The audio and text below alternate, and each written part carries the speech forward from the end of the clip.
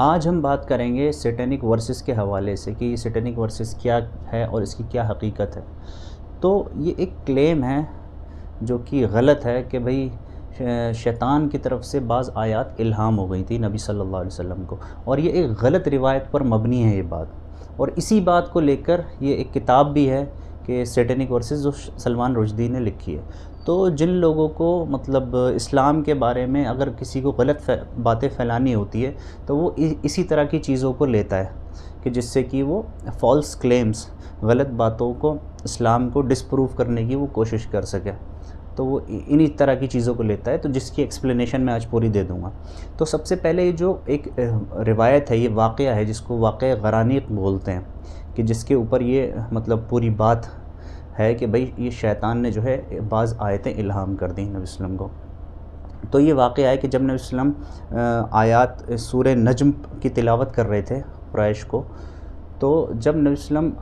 یہ جو آیت نمبر 19-20 تک جب پہنچے کہ جب ان کے جن خداؤں کی وہ پرستش کرتے تھے، جن دیویوں کی، کہ قرآن کے اندر آتا ہے سورہ نجم میں سورۃ نمبر 53 آیت نمبر 19 اور 20 میں کہ افرأیتم اللات والعزیٰ،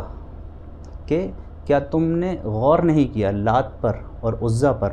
ومناۃ الثالثۃ الاخری، اور جو یہ تیسری دیوی جو منات ہے ان پر کیا غور نہیں کیا تم نے ان کے اوپر؟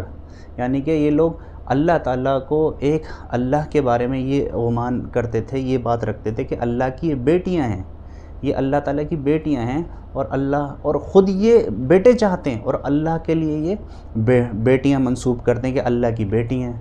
تو اللہ پاک ہے ان سب چیزوں سے۔ تو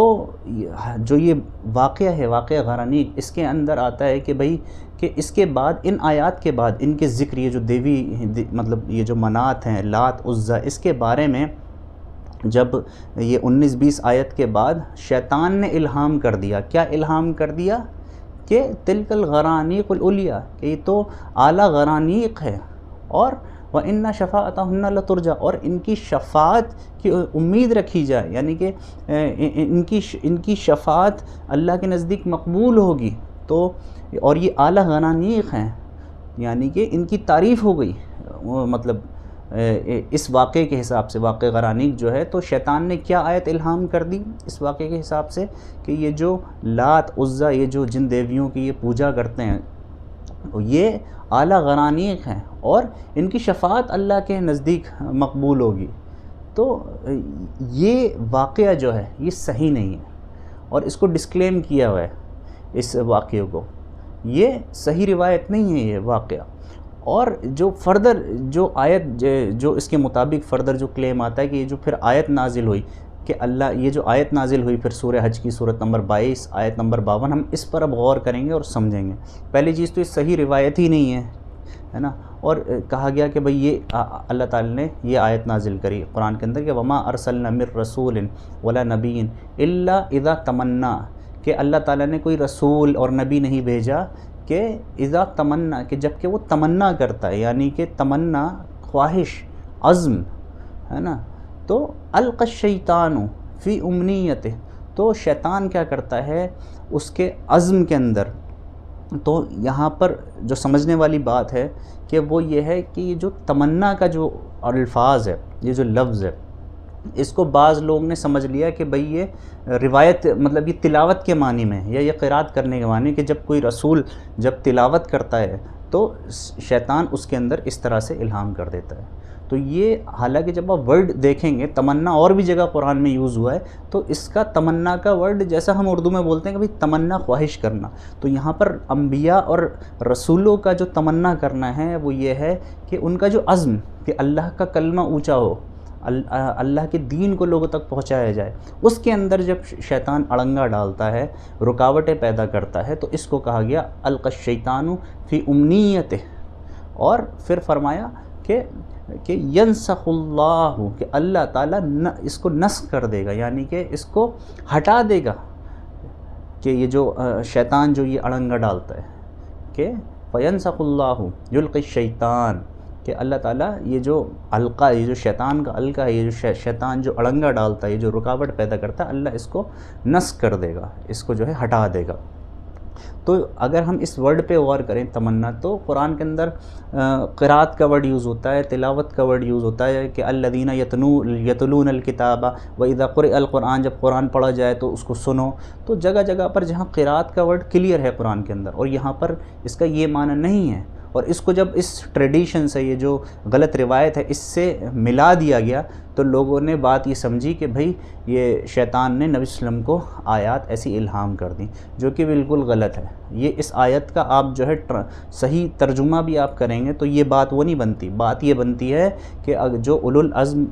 جو رسول ہیں، جو نبی ہیں، ان کا عزم، ان کا مقصد ہوتا ہے کہ وہ اللہ کی بات کو لوگوں تک پہنچائیں، اللہ کی توحید لوگوں میں بیان کریں، تو اللہ کا پیغام لوگوں کو دیں، تو اس میں وہ اڑنگے ڈالتا ہے شیطان، اور اللہ تعالیٰ اس کو ہٹا دیتا ہے، اس کے اڑنگوں کو، اور جو اللہ تعالیٰ اپنے مطلب جو اس کے جو رسول ہیں، انبیاء ہیں، جو ہے ان کی مدد کرتا ہے۔ تو یہاں سے یہ کلیئر ہے۔ فردر قرآن کے اندر آتا ہے کہ بھئی یہ جو قرآن ہے، یہ سورہ فصلت کے اندر آتا ہے، سورۃ نمبر 41 آیت نمبر 41-42 کے اندر آتا ہے کہ انہ لکتاب عزیز، کہ یہ قرآن تو بہت اعلیٰ عزیز کتاب ہے، اور لا یأتیہ الباطل من بین یدیہ ولا من خلفہ، اور کوئی باطل اس تک نہیں پہنچ سکتا اس قرآن سے، نہ آگے سے نہ پیچھے سے، اس قرآن کے اندر کوئی باطل نہیں آ سکتا۔ تو کہنا ہے کہ بھئی شیطان نے نبی صلی اللہ علیہ وسلم کو الہام کر دی، یہ جو روایت، یہ بالکل غلط روایت ہے جس پر یہ بات مبنی ہے کہ بھئی نبی صلی اللہ علیہ وسلم کو شیطان نے آیات الہام کر دی۔ یہ جو بات آ گئی کہ بھئی یہ بڑی اعلیٰ ہیں، یہ جو لات، عزیٰ، اور ان کی شفاعت اللہ کے یہاں مقبول ہے، ان کی تعریف کر دی، تو یہ غلط روایت پر مبنی ہے۔ اور اس آیت کو اگر آپ صحیح سے دیکھیں گے، جو یہ سورہ حج کی آیت ہے، سورۃ نمبر 22 آیت نمبر 52، کہ جو یہ جب نبی، کوئی انبیاء جب تمنا کرتے ہیں، اذا تمنا القی الشیطان فی امنیتی، تو شیطان ان کے اس تمنا کے اندر، یعنی کہ ان کی تمنا کیا ہے؟ تمنا یہی ہے جو عزم ہے ان کا، کہ اللہ کا پیغام لوگوں تک پہنچانا، اللہ تک اللہ کا کلمہ غالب کرنا، تو یہ ان کا مقصد ہوتا ہے۔